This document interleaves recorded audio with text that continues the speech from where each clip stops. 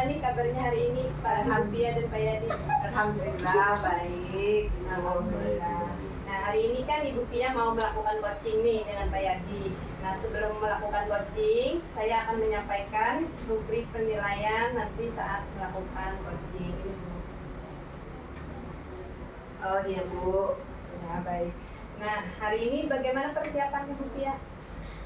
Alhamdulillah saya sudah melakukan persiapan untuk alur ceritanya Bu, dan jadi nanti dalam proses coaching saya akan menggunakan alur cerita, lalu menanyakan tujuan, kemudian mengidentifikasi masalah, lalu ke rencana aksi dan tanggung jawabnya Bu. Jadi ini akan saya jadikan acuan untuk pelaksanaan coaching hari ini Bu. Ya baik. Nah hari ini Ibu akan mengembangkan kompetensi coaching yang mana Bu? Mungkin saya akan mengambil kompetensi coaching yang diantaranya mendengarkan aktif, kehadiran penuh, mengajukan pertanyaan berbobot. Nah dari 3 kompetensi itu, nanti bagian kompetensi mana yang mungkin lebih spesifik akan Ibu kembangkan saat coaching ini? Mungkin saya akan mengambil kompetensi mengajukan pertanyaan yang berbobot Bu. Ya baik. Nah dari kompetensi yang ingin Ibu kembangkan, yaitu mengajukan pertanyaan yang berbobot, nah apa indikator ketercapaian yang Ibu inginkan saat melakukan coaching? Mungkin indikatornya nanti yang akan saya ambil yaitu mengajukan pertanyaan yang terbuka Bu. Nanti dari pertanyaan terbuka itu diharapkan mampu menggali kompetensi dan solusi dari permasalahan yang dihadapi si coaching Bu. Nah untuk mempersingkat waktu nih Bu, bagaimana kalau kita mulai saja? Ya Bu, terima kasih. Ya.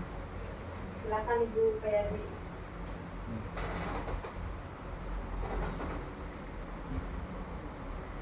Assalamualaikum Pak Yadi. Waalaikumsalam Bu. Bagaimana kabarnya hari ini? Alhamdulillah baik. Ibu bagaimana? Iya, alhamdulillah. Sibuk nggak Pak? Enggak sih.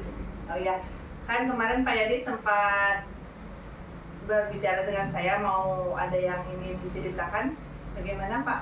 Saya kebetulan hari ini ada waktu luang. Kira-kira Pak Yadi ada waktu luang untuk hari ini? Iya, ada. Jadi saya mau cerita begini. Ini tentang mungkin keresahan saya pribadi, di mana saya merasa lingkungan di sekolah saya, terutama guru-guru itu banyak yang kurang aktif. Dalam artian bukan hal yang masalah keadaan guru mengajar di kelas, tapi lebih ke ekstra kurikuler. Guru-guru di sekolah saya itu kebanyakan tidak mau dan tidak termotivasi untuk kegiatan-kegiatan di luar jam belajar.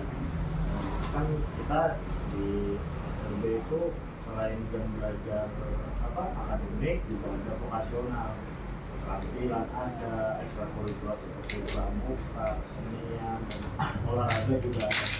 Nah kebanyakan guru-guru sekolah saya itu cenderung tidak mempedulikan hal-hal itu. Mereka hanya peduli dengan pendidikan yang bersifat akademis saja.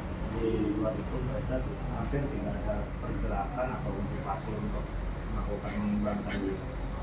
Jadi menurut Pak Yadi, apa nih harapan dari obrolan kita hari ini?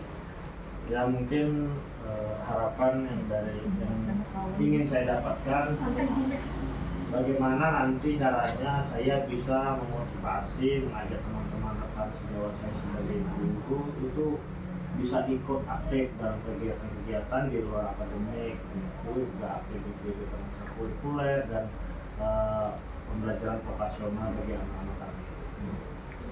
Menurut Pak Riyadi, apakah yang membuat kurangnya motivasi teman-teman Pak Yadi itu? Mungkin seperti ini ya. Menurut pandangan saya mungkin yang menyebabkan teman-teman kurang motivasi itu pertama mereka kurang ya dari pentingnya keterampilan itu untuk anak-anak kita biasa. Yang kedua mungkin mereka merasa tidak mempunyai kompetensi untuk melakukan ekstrakurikuler dan pembelajaran vokasional. Dan yang keempat yang masih saya pertanyakan dari diri saya, apakah mereka bisa melakukan tugas itu secara tulus, ikhlas karena ingin membimbing anak murid, atau mereka ingin imbalan. Nah itu yang jadi mungkin keresahan saya. Oke, sepertinya saya sependapat dengan Bapak. Nah, menurut Bapak, apa saja yang bisa membuat rekan kerja Bapak itu bisa kembali termotivasi?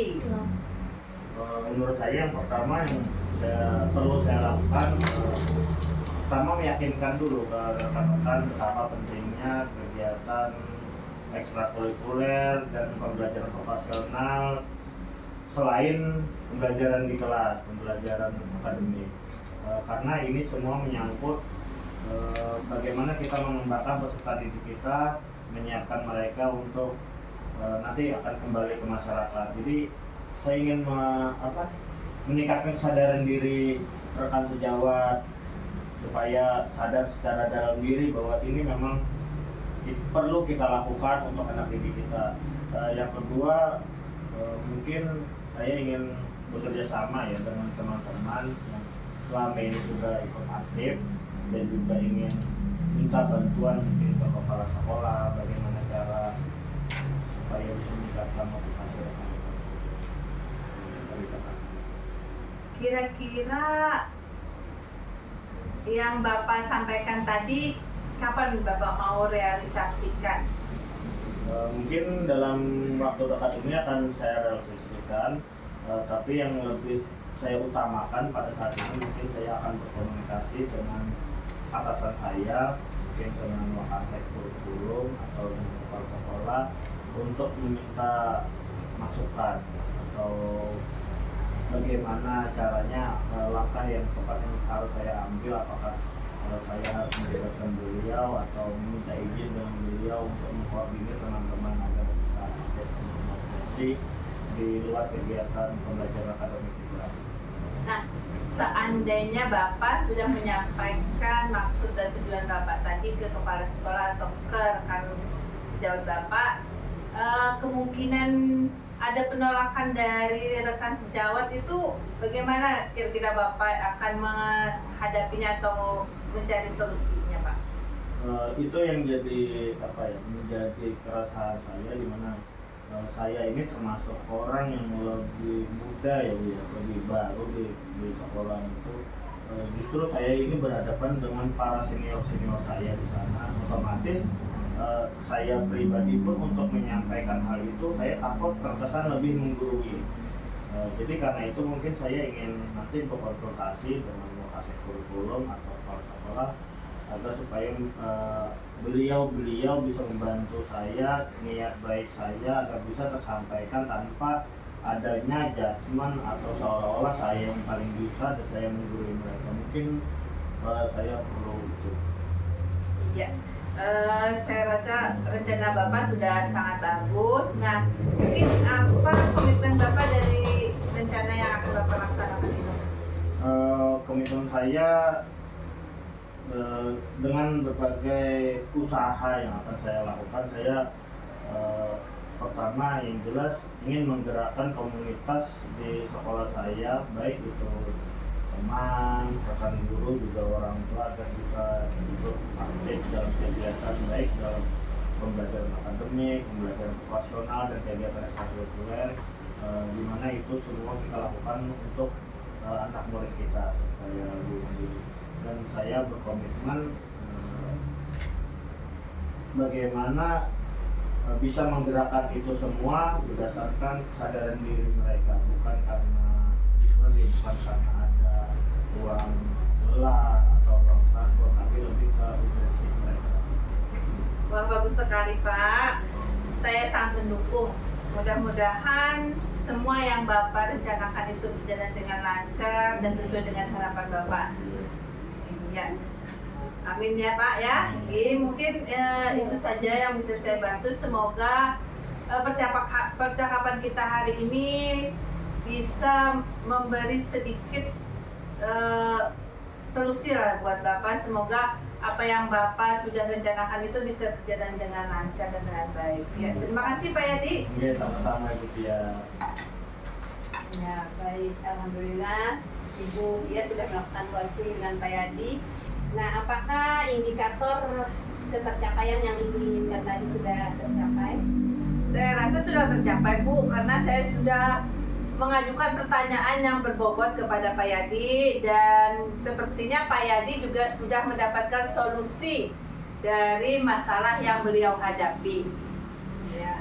Nah, saya tadi sudah mengamati antara Ibu Pia dan Pak Yadi, apa yang sudah Ibu dan Bapak lakukan itu saat coaching hari ini sudah menggunakan alur Tirta. Nah, Ibu sudah memulai pembicaraan dengan menanyakan tujuan, kemudian mengidentifikasi masalah. Nah, kemudian juga sudah melakukan menanyakan rencana aksi dan tanggung jawab. Nah, kemudian dari apa yang sudah Ibu lakukan hari ini, apa yang ingin Ibu capai tadi mengenai indikator pengembangan yang telah Ibu tentukan, yaitu mengenai pembuatan pertanyaan yang berbobot. Nah, itu sudah Ibu kembangkan melalui mengajukan pertanyaan yang terbuka kepada si coaching. Nah, kemudian Ibu juga sudah memberikan kesempatan bagi coaching untuk memikirkan solusi apa nantinya yang akan diambil oleh si coaching. Nah, jadi si coaching ini sudah Ibu gali bagaimana sih solusinya untuk menghadapi masalah yang dihadapi. Nah, kemudian berdasarkan hasil observasi tadi,